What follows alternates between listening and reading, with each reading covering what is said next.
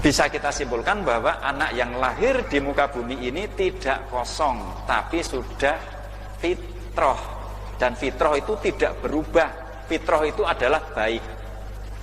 Jadi sudah baik anak itu. Nah, untuk lebih jelasnya lagi, Nabi SAW menjelaskan dalam sebuah hadis, kullu mauludin yuladu alal fitrah. Kullu mauludin yuladu alal fitrah. Setiap anak terlahir dalam keadaan fitrah. Fa'abawahu yuhawwidanihi au yunassiranihi au yumajjisanihi. Orang tuanya lah, kedua orang tuanya lah yang menjadikan anak itu menjadi Yahudi, menjadi Nasrani, atau menjadi Majusi. Di hadis tersebut tidak disebutkan kedua orang tuanya yang menjadikan Islam. Tapi kenapa kedua orang tuanya yang justru malah yang menjadikan Yahudi, Nasrani, atau Majusi? Karena anak lahir kondisinya sudah Islam.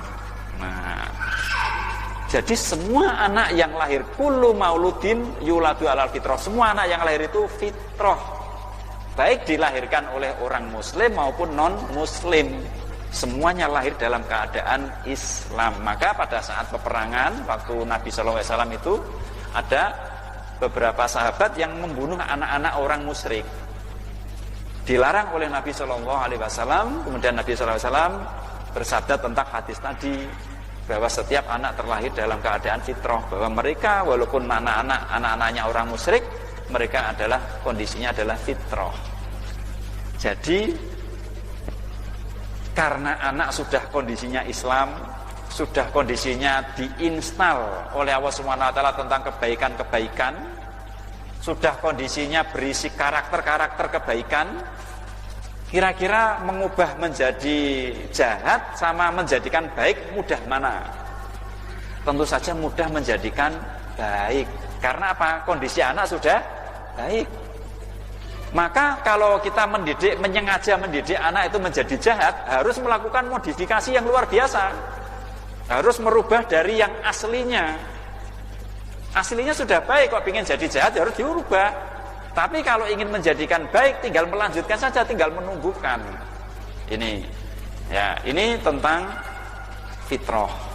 Nah, sehingga setiap orang tua mudah sekali dalam mendidik anak, karena anak lahir bukan dalam keadaan kosong. Anak bukanlah seperti kertas kosong yang mudah atau dapat ditulis sekehendak hati orang tuanya, digambar sekehendak hati. Tapi anak itu sudah fitrah. Ibarat kita mendidik anak itu seperti menanam benih tumbuhan yang diharapkan tumbuhan itu kelak menjadi pohon yang sangat besar, rindang, dan buahnya lebat, bermanfaat bagi makhluk yang berada di sekitar pohon tersebut. Untuk menumbuhkan pohon itu, misal kita menanam pohon mangga, kita nggak bisa maksa-maksa pohon mangga itu tumbuh menjadi nangka. Nah, maka tumbuhnya mangga. Kita tidak bisa menanam pohon mangga itu diberi lanjaran. Tahu lanjaran? Itu semacam tongkat untuk merambat. Karena mangga tidak merambat. Itu gambaran tentang fitrah. Kita menanam padi, tidak bisa kita paksa padi itu dibentuk-bentuk menjadi jagung. Padi tumbuhnya padi, karena apa? Fitrahnya padi. Nah, jadi tugas orang tua dalam mendidik anak itu bukan menjejalkan banyak pengetahuan, tapi menumbuhkan fitrah yang sudah ada pada anak tersebut. Tugasnya menumbuhkan, bukan menjejalkan banyak hal.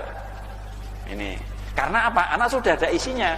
Belum tentu yang dijejalkan itu cocok dengan apa yang sudah ada di diri anak. Ini.